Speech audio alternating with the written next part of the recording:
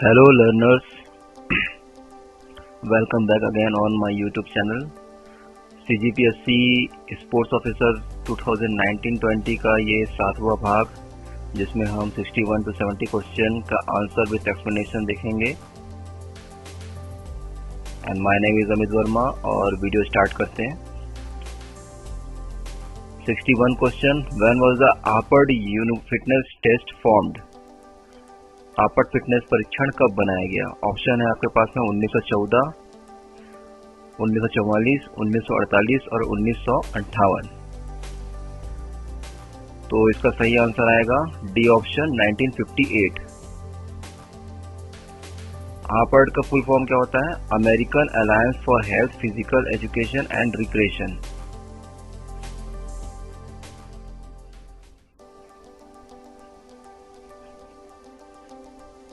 ठीक है, ये बोला था 1958 में रिसर्च कमेटी ने अमेरिकी युवाओं के फिटनेस स्तर का आकलन करने के लिए उपयोग किए जाने वाले राष्ट्रव्यापी युवा शारीरिक फिटनेस बैटरी का निर्माण किया। हंसिकर इसके मेन डेवलप करने वाले जो थे वो थे। इसके बाद व्यापक डेटा एकत्रित किए गए और राष्ट्रीय मानदंडों और को संशोधित किया गया। पर 1965 तो पर 1962 में क्या हुआ था? बैटरी निम्नलिखित टेस्ट आइटम को संशोधित करती है। ठीक है, तो जब ये 1958 में बना था तब इसमें जो टेस्ट बैटरी थे वो थे पुलअप्स फॉर बॉयज और flags arm hang for girls. दूसरा था सीटअप्स विद स्ट्रेट नी। ठीक है, सीधा घुटना रखकर सीटअप्स करने के लिए मैक्सिमम 100 करना था लड़कों को और 50 करना था लड़कियों को। शटल रन थे। चौथा था स्टैंडिंग ब्रॉड जंप। पांचवा था 50 यार्ड डैश। सिक्स था 600 यार्ड रन एंड वॉक और सातवां था सॉफ्ट बॉल थ्रो। इसमें फिर 1976 में आपर यूथ फिटनेस टेस्ट को पुनः कुछ परिवर्तन करके निम्नलिखित मॉडिफिकेशन किया गया।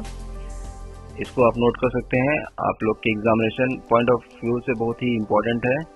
कॉम्पिटिटिव एग्जामिनेशन के लिए आप प्रिपेयर कर रहे हैं तो इसमें बदलाव किया गया था 1976 में।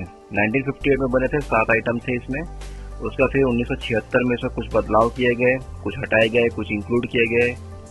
तो पहला था soft ball throw for distance को हटा दिया गया था। ठीक है, सॉफ्ट बॉल जो तो इसमें 1958 में 7वां आइटम था उसको हटा दिया गया 1976 में। 1976 में दूसरा परिवर्तन किया गया, सीटअप्स विद स्ट्रेट नी था जो को परिवर्तित करके बैंड नी सीटअप कर दिया गया। समय इसमें 60 सेकंड कर दिया गया। पहले बॉयज के लिए 100 बार करना अनिवार्य था और वहीं लड़कियों के लिए 50 बार। उसको दोनों के लिए बैंड नी सीटअप और 60 सेकंड का टाइम लिमिटेशन कर दिया। 60 सेकंड में जितने बार भी वो करेंगे वो उसका स्कोर होगा, उसके आधार पर उसका इवैल्यूएशन किया जाएगा। तीसरा इसमें इंक्लूड किया गया था 600 यार्ड रन एंड वॉक जो था, उसके साथ में विषय को 9 मिनट रन एंड वॉक के लिए ऑप्शन या फिर 1 माइल का रन वॉक जो 10 से 12 वर्ष के हैं उनके लिए, या फिर 1.5 माइल रन एंड वॉक या 12 मिनट का रन एंड वॉक 13 साल या उसके ऊपर होंगे तो आपर यूथ फिटनेस टेस्ट में इतने परिवर्तन किए गए थे। और आपर यूथ फिटनेस टेस्ट आइटम व उसके द्वारा परीक्षण किए जाने वाले तत्व निम्नलिखित तरीके से हम समझ सकते हैं। जैसे पहला है पुलअप्स फॉर बॉयज और flags arm hang for girls. ये क्या परीक्षण करना है, क्या किस तत्व को परीक्षित करता है?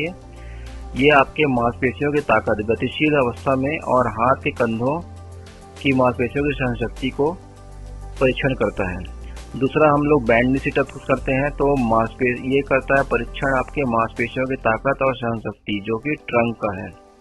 शटल रन क्या करता है? गति और चपलता को परीक्षण करने के लिए इस्तेमाल किया जाता है। स्टैंडिंग ब्रॉड जंप पैरों की विस्फोटक शक्ति को। 50 यार्ड डैश जो है वो स्पीड और lower extremity, speed of lower extremity जो होता है वो विस्फोटक शक्ति की गति, speed of lower extremity and explosive strength दोनों को ये मेजर करता है। 600 यार्ड रन एंड वॉक जो ऑप्शन जितने भी हैं उसके ऑप्शन में और दिए गए जो नए इंक्लूड किए गए उससे आप परीक्षण करते हैं हृदय श्वसन क्षमता की सहनशक्ति को, कार्डियोवैस्कुलर एंड्योरेंस को। ठीक है, इतना है इस क्वेश्चन के बारे में। नेक्स्ट क्वेश्चन देखते हैं 62। When was the Harvard step test formed? Harvard step test कब बनाया गया? ऑप्शन है आपके पास में ए 1943, बी 1944, सी 1957, डी 1958।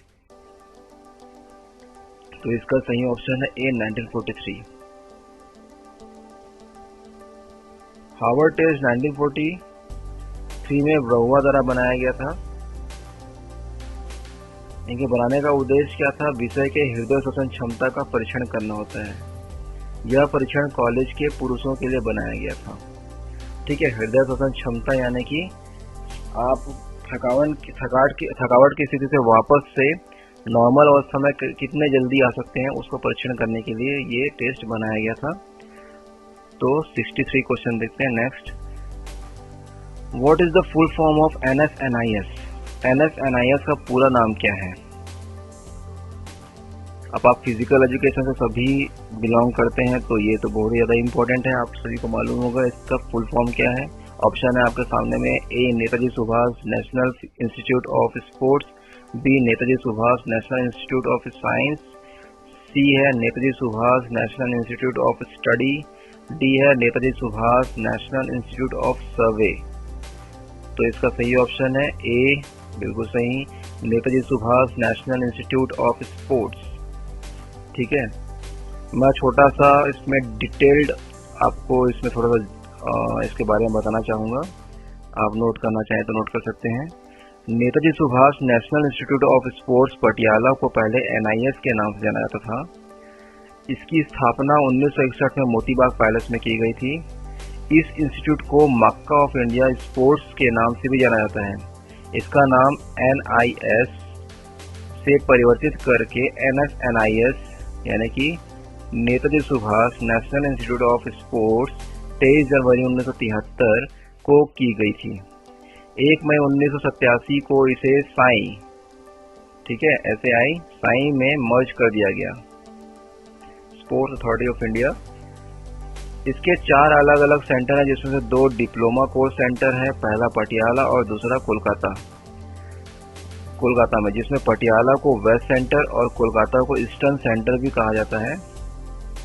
इसी प्रकार साउथ सेंटर बेंगलुरु और तिरुवनंतपुरम को कहा जाता है। इन सेंटरों में विभिन्न प्रकार के खेलों से संबंधित कोचिंग की ट्रेनिंग दी जाती है, यानी कि पढ़ाई कराई जाती है।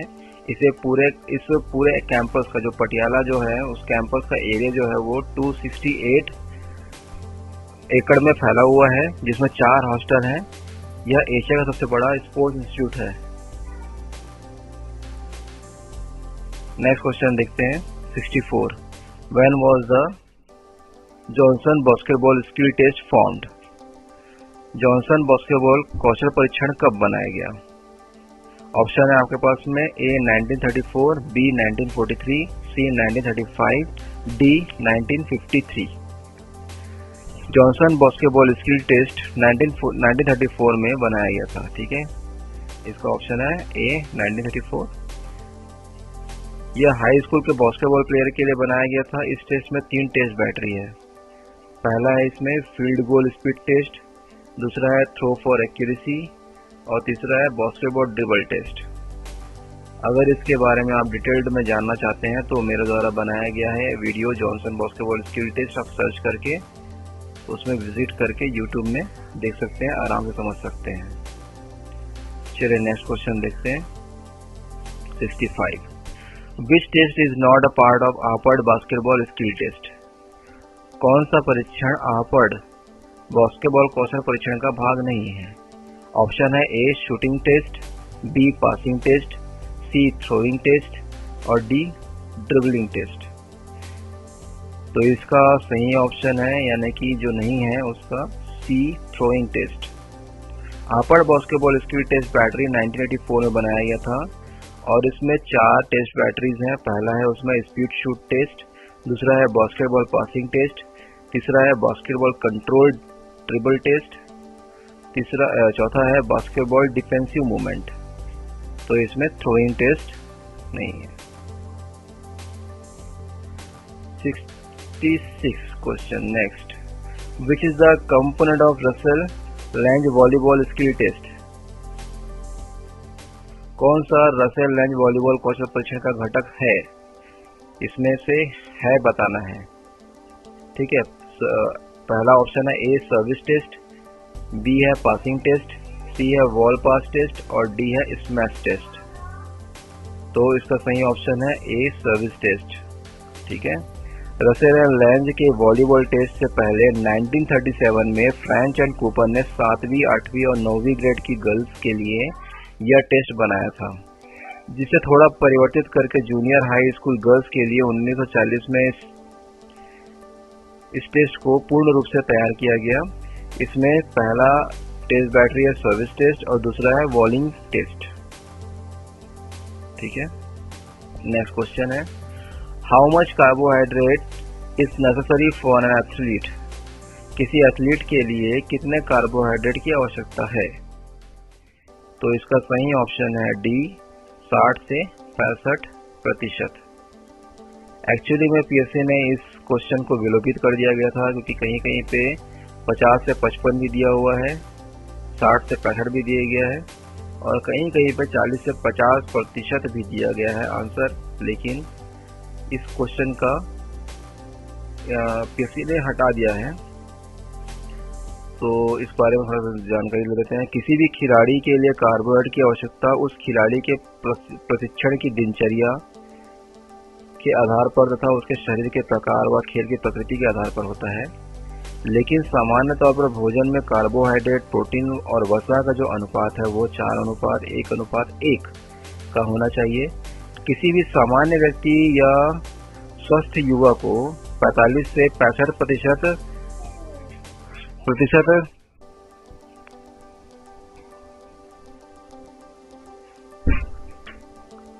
45 से 65% कार्बोहाइड्रेट एथलीट को, जो खिलाड़ी हैं उनको 60 से 65% की उसे आवश्यकता होती है।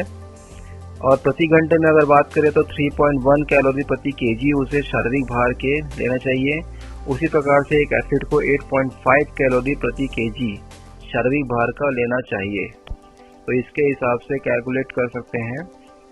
तो खेल की प्रकृति, शरीर का आकार, प्रकार और ये सब देखते हुए इसके प्रतिशत में वेरी करता है। नेक्स्ट क्वेश्चन देखते हैं, 68। According to Krashmer, how many types of personality are there? क्रैशमर के अनुसार कितने प्रकार के व्यक्तित्व होते हैं? ऑप्शन है ए 2, बी 3, सी 4, डी 5। तो इसका सही ऑप्शन आएगा वो है सी 4, लेकिन कई बुक में बी 3 यानी कि 3 प्रकार के बॉडी टाइप भी दिया हुआ है। ठीक है, तो इसमें कंफ्यूज नहीं होइएगा, क्योंकि पहले क्रैशमर ने 3 प्रकार के बॉडी टाइप दिए थे, लेकिन कुछ समय के बाद में उन्होंने चौथा भी इसमें इंक्लूड किया था। तो इसके बारे में थोड़ा सा डिटेल में आपको थोड़ा सा बताना चाहूँगा, अगर आप नोट करना चाहें तो नोट कर सकते हैं। व्यक्तित्व का वर्गीकरण वैसे तो हिप्पोक्रेट्स, क्रैशमर, शेल्डन, जुंग आदि ने दिया है, जिसमें से क्रैशमर ने शारीरिक ढांचे के आधार पर पहले 3 वर्गीकरण बताए थे, फिर कुछ समय के बाद में चौथा वर्गीकरण को जोड़ा। अतः हम कह सकते हैं कि क्रैशमर के व्यक्तित्व का वर्गीकरण में 4 प्रकार हैं तथा इनकी अपनी भिन्न प्रकृति निम्न प्रकार की है। तो पहला इसमें उसके जो व्यक्तित्व के प्रकार में था वो था पहला पिकनिक। ठीक है, इनकी शरीर की जो हाइट होती है वो कम होती है, चेहरा व शरीर गोल मटोल होता है। यह बहिर्मुखी, मिलनसार और विनोदप्रिय और आराम तलब व्यक्ति होते हैं। दूसरा प्रकार बताया था इन्होंने एथलीट। शारीरिक रूप से मांसपेशी, अस्थिपिंजर ऊंचे और मजबूत होते हैं, सीना चौड़ा होता है। जीवन के प्रति इनका दृष्टिकोण विशाल, समाज के साथ समायोजन करने में सफल होते हैं। ठीक है, उनकी जो खूबियां हैं उसको भी मैं आगे बता दे रहा हूँ। अब है तीसरा प्रकार, जिनमें इन्होंने बताया था एथलीट, एस्थेनिक। लंबे व दुबले पतले शरीर वाले ये आत्म केंद्रित होते हैं, स्वप्रतिष्ठा होते हैं, बुद्धिजीवी होते हैं, शांत व एकांत प्रिय होते हैं। ठीक है, लास्ट में इन्होंने चौथा प्रकार जो है वो इंक्लूड किया था, जिसे इन्होंने डिस्प्लास्टिक बोला है। ये असामान्य शारीरिक संरचना वाले होते हैं, वह अनुशासन में कमी वाले होते हैं। ठीक है, इनकी ये खूबियाँ थी। नेक्स्ट देखते हैं 69, which is not an open wound injury. कौन सा खुला घाव नहीं है? ऑप्शन है ए एब्रेशन, बी बर्निंग, सी कट, डी एवल्शन। ठीक है, इसमें से कौन सा खुला घाव नहीं है? तो इसका सही ऑप्शन आएगा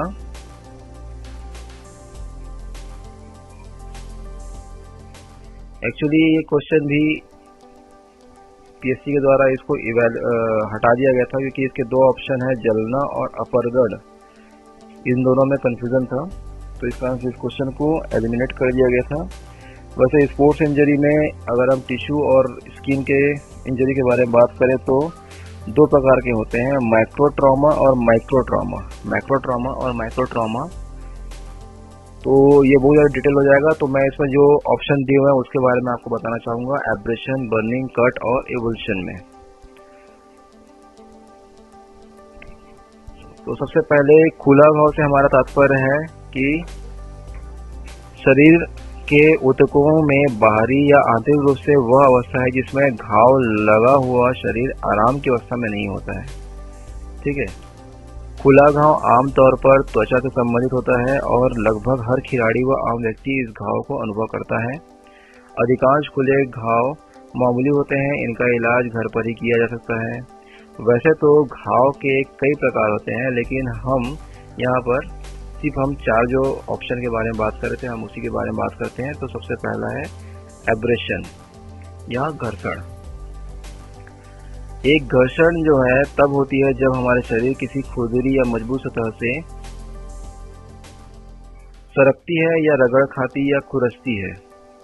इसे हम और अधिक अलग अलग नामों जाते हैं, जैसे abrasion, turf burn, cinder burn, floor burn, mat burn, और सबसे ज़्यादा विख्यात नाम है इसका स्ट्रॉबेरी।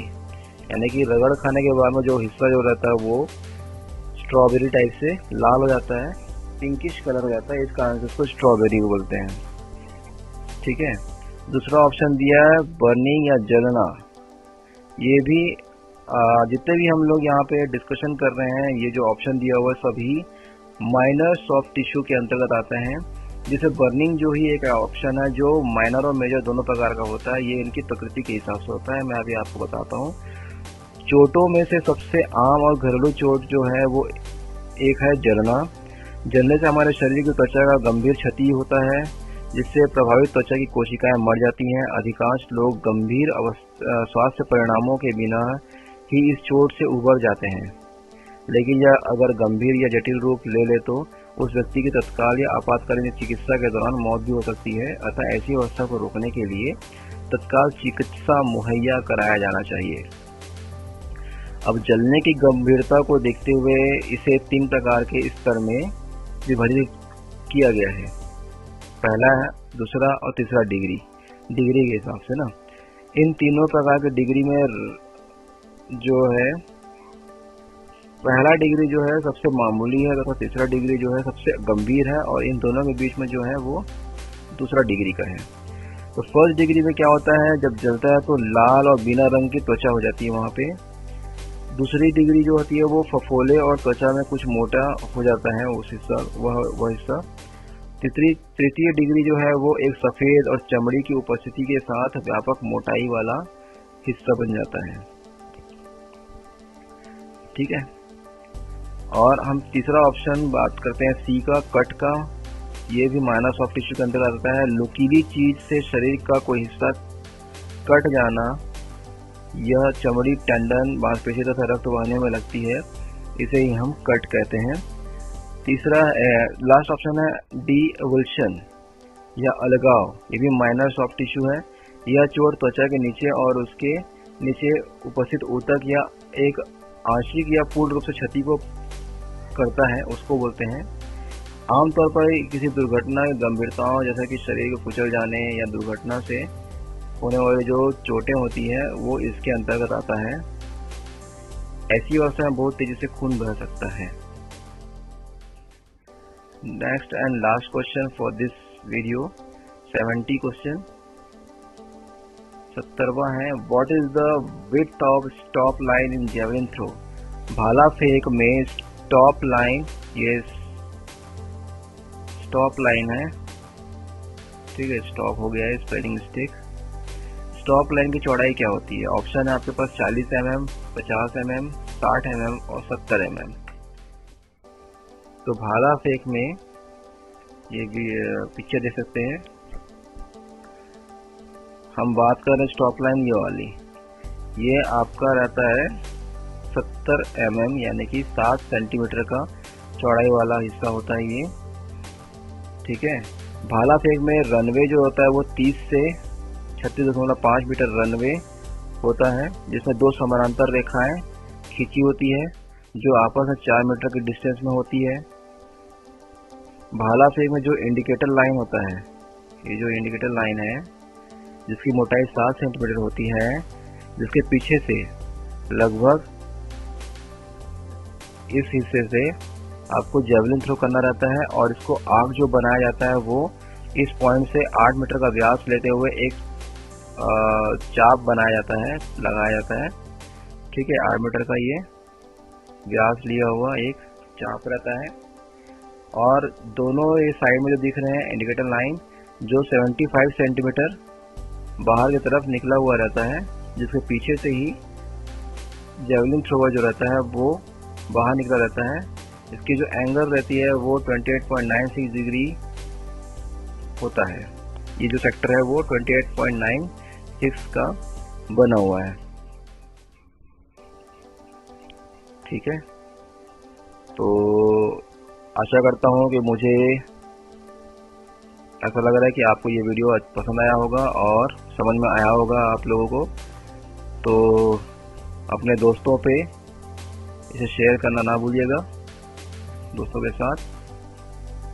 तब तक के लिए थैंक यू फॉर वॉचिंग।